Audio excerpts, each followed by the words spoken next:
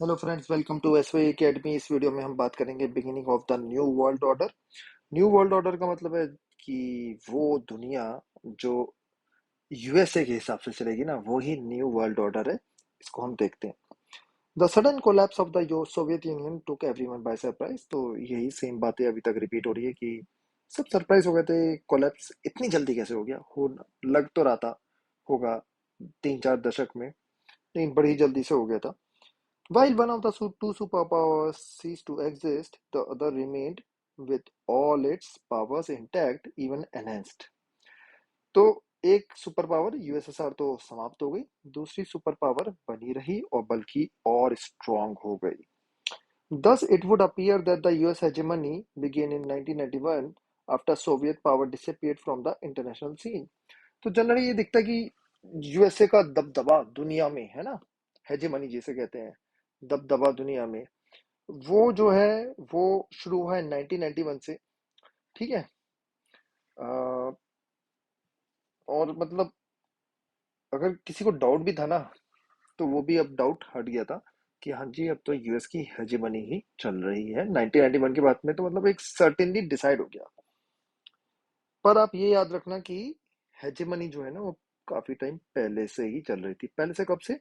World war 2 के time से। ठीक है। लेकिन 1991 के बाद तो कोई डाउट ही नहीं रह गया।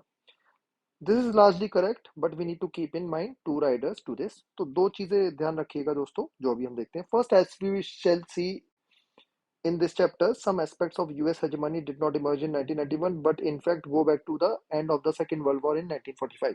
तो जो वो मैंने अभी बात करी दोस्तों आपसे कि यूएस की हेजेमनी तो दोस्तों 1945, जब सेकंड वर्ल्ड वॉर खत्म हुई थी और उसने जो बम गिराए थे हिरोशिमा नागासाकी पे, बहुत ही प्लांट बम थे वो, तभी से यूएस की हेजेमनी स्टार्ट हो गई थी। वो अपना कंट्रोल कर रहा था, यूरोप को कंट्रोल कर रहा था, और सुपर पावर्स रह नहीं गई थी। यूएसएसआर था, लेकिन यूएसएसआर की पोटेंशियल पे हमेशा डाउट था। ज्यादा कंट्रीज यूएसए की पॉलिसी पॉलिसी फॉलो करते थे। यूरोप ऑलमोस्ट सब यूएसए के साथ था, है ना। पैसा बहुत था, इकोनॉमी स्ट्रांग थी, है ना। तो यूएस की हेजेमनी सेकेंड वर्ल्ड वॉर से ही शुरू हो गई थी, आपको याद रखना होगा। Second, the US did not start behaving like a hegemonic power right from 1991। It became clear much later that the world was in fact living in a period of hegemony. 1991 में लग रहा था यूएस ने अपनी शरारत दिखाई नहीं। वो होता है ना एक शरारती बच्चा, शुरू में नहीं दिखाता शरारत, राइट। शुरू में लगा दुनिया इक्वल है, ऐसी ऐसी बातें करता था US, equality, equality before law.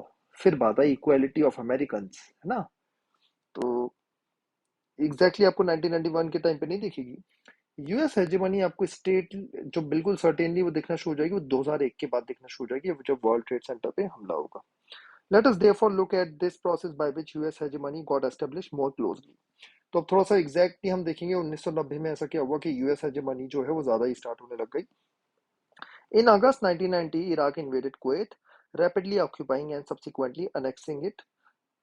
तो एयरलिफ्ट करके मूवी भी आई थी अक्षय कुमार की, ये वही टाइम है जब कुवैत पे हमला कर दिया था इराक ने। और हालत इतनी बुरी हुई थी कि कुवैत की सरकार भाग गई थी दोस्तों। ऐसा हमला करा था सद्दाम हुसैन ने, राइट।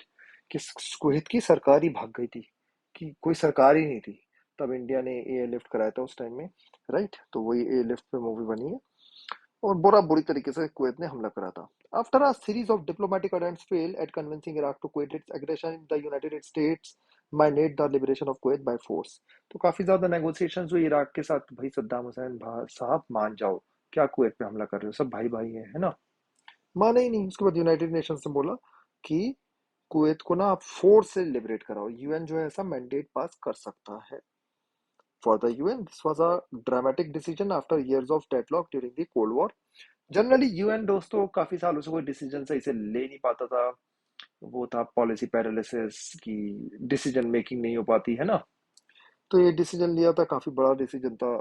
और भी टाइम पे आपको डिसीजन दिखेंगे, इजिप्ट के टाइम में अच्छा डिसीजन लिया है यूएन ने।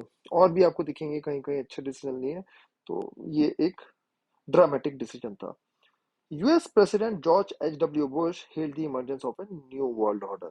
न्यू वर्ल्ड ऑर्डर कब शुरू हुआ? जॉर्ज एच डब्ल्यू बुश, ठीक है। ये जॉर्ज बुश जो वो वाले बुश है ना, जिन्होंने इराक पे हमला करा था, जिन पे जूता जूता चलाता है ना, इराक अफगानिस्तान पे जब वर्ल्ड ट्रेड सेंटर के बाद हमला करा था ओसामा बिन लादेन को अटैक करने के लिए, ठीक है। ये उनके फादर है, ठीक है। जॉर्ज एच डब्ल्यू बुश उनके फादर है। तो उन्होंने न्यू वर्ल्ड ऑर्डर को स्टार्ट करा। और कितनी सारी फोर्स भेजी देखते हैं। A massive coalition force of 660,000 troops from 34 countries fought against Iraq and defeated it in what came to be known as the First Gulf War. तो 6,60,000 लोगों की फोर्स गई 34 कंट्री से और इराक को फटाफट हरा दिया। एक स्टोरी और देख लेते हैं जो ऊपर बनी हुई है दोस्तों। ये देखो, ये तहस नहस हुआ हुआ हाईवे के आसपास आपको दिख रहा है। ये देखो पड़े हुए हैं यहाँ पे।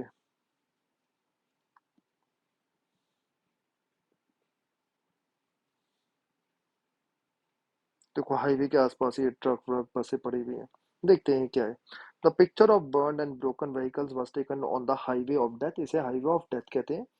और ये रोड है जो कुवैत और बसरा को कनेक्ट करती है। बसरा कहाँ है? इराक के अंदर है। On which the retreating Iraqi army was attacked by American aircraft during the first Gulf War in February 1991। तो फरवरी 1991 की बात है। Some commentators have suggested that the US forces deliberately bombed the stretch of highway where fleeing and out of combat Iraqi soldiers were stuck in a frenzied traffic jam, and that the victims included Kuwaiti prisoners, hostages, Palestinian civilian refugees। तो Iraq जो army थी हारने के बाद वापस अपने देश जा रही थी, ट्रैफिक में फंस गई थी। अमेरिका आया, खूब ऊपर से मिसाइल गिराई, है ना। उनका तो एक आदमी भी नहीं मरा और उन्होंने इतने मार दिए। साफ सी बात है कि इसमें सिर्फ इराकी आर्मी नहीं मरी, ट्रैफिक में जो सिविलियंस थे, जो रेफ्यूजीज थे, जो प्रिजनर्स थे, वो सब भी मरे। Many observers have called it a war crime and a violation of the Geneva Convention। तो जेनेवा में काफी कन्वेंशन हुई है सही, कि आप रिट्रीटिंग आर्मी को अटैक नहीं करोगे, आप जो अनाम लोग को या जो लोग आप पे हमला नहीं कर रहे हैं उन्हें अटैक नहीं करोगे। यूएस ने सारे जेनेवा कन्वेंशन तोड़े हैं और उससे काफी हिस्टोरियंस इसे बोलते हैं कि भाई ये तो वॉर क्राइम है, लेकिन कोई सुनने वाला नहीं, क्योंकि यूएस का न्यू वर्ल्ड इकोनॉमिक ऑर्डर चल रहा है। New world order, not new world economic order, not just economic but every order. और वो अपने हिसाब से दुनिया चला रहा है, ठीक है। तो कुछ नहीं हुआ, इतने सारे लोग मर गए यूएस के लिए। तो ये पॉइंट्स हुए। आप कमेंट सेक्शन में बताइए क्या यूएस ने सही करा या गलत करा। आपके ऊपर मैं छोड़ देता हूँ। Thank you. आई होप आपको चीजें क्लियर हो रही हैं। However, the UN operation, which was called Operation Desert Storm, was overwhelmingly American। तो ज्यादातर दोस्तों इनमें अमेरिकन सोल्जर थे और इस ऑपरेशन का नाम था operation desert storm. An American General Norman Schwarzkopf led the UN coalition, and nearly 75% of the coalition forces were from the US। तो 75% जो लोग थे, 6,60,000 में, वो यूएस के थे। Although the Iraqi president Saddam Hussein had promised the mother of all battles, the Iraqi forces were quickly defeated and forced to withdraw from Kuwait। तो Saddam Hussain strong थे, उनकी लीडर भी, उनकी आर्मी भी स्ट्रांग थी, बट इतनी स्ट्रांग नहीं थी कि 34 कंट्री और यूएस जैसे कंट्री से भिड़ ले, ठीक है। फटाफट हार गए सद्दाम हुसैन, जो बड़ी बड़ी बातें कर रहे थे कि मदर ऑफ ऑल बैटल्स होगी, सब धराशायी रह गया। बहुत बुरी तरीके से मारा अमेरिका ने। और दोस्तों इसमें ये भी दिखा कि अमेरिका ने ना अपने एक्स्ट्रा पावर्स भी यूज करे। उसने अपनी मिसाइल टेस्ट कर ली सारी की सारी यहाँ, ठीक है। The first Gulf War revealed the vast technological gap that had opened up between the US military capability and that of other states। पूरी दुनिया डर गई दोस्तों कि क्या हमें धड़ धड़ धड़ धड़ धड़ धड़ उड़े जा रहे हैं, ना। ये पहली बार दिखना शुरू हुआ था, ये लाइव टीवी पे बातें आती थी। The highly publicized use of so-called smart bombs by the US led some observers to call this a computer war। ऊपर से बम चलाता था, गिर जाता था, अमेरिका तो जमीन पे लैंड ही नहीं करा और बुरी तरीके से मारा, right. Widespread television coverage also made it a video game war, with viewers around the world watching the destruction of Iraqi forces live on TV in the comfort of their living rooms। घर से लोग देख रहे थे Iraqi forces उड़ती भी जा रही थी। उनके साथ ज्यादा साथवरा भी नहीं थी, क्योंकि इराक ने ही कुवैत पे हमला करा था, तो कुवैत के साथ सिंपैथी थी और यूएसए ने फुलफिल करा। लेकिन यूएसए ने जिस तरीके से मारा, उसके बाद लोग थोड़े बोलते यार ये तो कुछ ज्यादा ही हो गया है ना। Incredibly, the US may actually have made a profit from the war। अब देखो ये सबसे बड़ी बात, आपको लगेगा कि यूएस क्या कर रहा है यहाँ पे, यूएस को क्या फायदा है। यूएस देखो कैपिटलिस्ट कंट्री है, हर जगह अपना फायदा देखता है। ये चीज देख के आप हैरान रह जाओगे।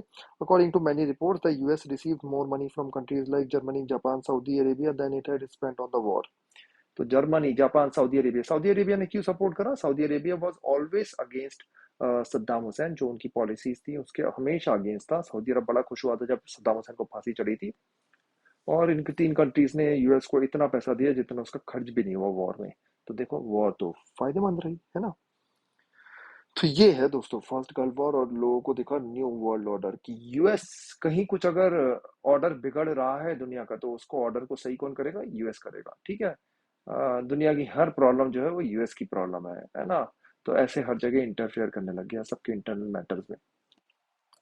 तो यहाँ पे एक बच्चा कुछ कह रहा है, ये आदमी जो है सोच रहा है कुछ, is it true that US has never fought a war on its own land? तो यूएस ने दोस्तों अपने लैंड पे ज्यादा वॉर्स लड़ी नहीं है, कोई वॉर नहीं लड़ी, ये तो बात गलत होगी। मैं आपको अगर याद दिलाना चाहूँ तो पर्ल हार्बर पे जो हमला हुआ था वो हुआ था, और इंडिपेंडेंस की जो वॉर हुई थी, जिसमें आप कह सकते हो कि अमेरिकन थे और वो लड़ रहे थे अगेंस्ट ब्रिटिशर्स, एक वो वॉर थी 18वीं सदी में। उसके बाद दोस्तों 1861 से लेकर 65 तक सिविल वॉर हुई, जिसमें काफी काफी अमेरिकन मरे, इतने अमेरिकन कभी नहीं मरे।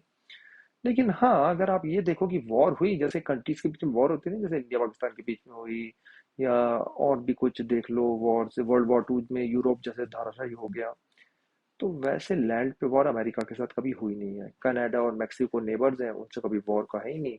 और दूसरी कॉन्टिनेंट में होने का बड़ा फायदा है अमेरिका को, तो कोई पहुंच ही नहीं पाता।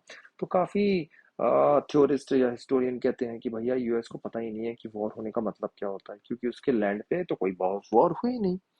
Doesn't that make it easy for American to get into military adventures? तो वो रियलाइज ही नहीं करते, और वो तो दूसरी जगह जाके अटैक कर देते हैं, उनको पता ही है कि हमारे लैंड पे तो कोई अटैक कर ही नहीं सकता।